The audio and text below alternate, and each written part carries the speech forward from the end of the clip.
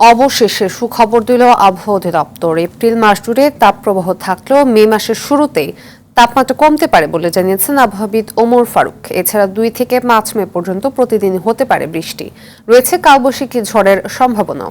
সকালে ব্রিফিংয়ে এসব তথ্য জানান তিনি। গেল 24 ঘন্টায় যশোরের সর্বোচ্চ তাপমাত্রা রেকর্ড করা হয় 42.4 ডিগ্রি সেলসিয়াস, আর ঢাকায় ছিল 39.1 ডিগ্রি সেলসিয়াস।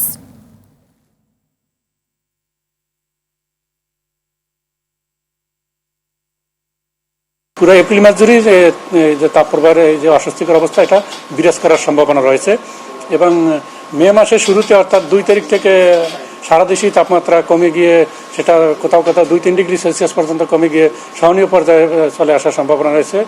অর্থাৎ মে মাসের শুরুতেই কোথাও কোথাও বৃষ্টি, বজ্রবৃষ্টি এবং কালবৈশাখী ঝড়ের সম্ভাবনা রয়েছে।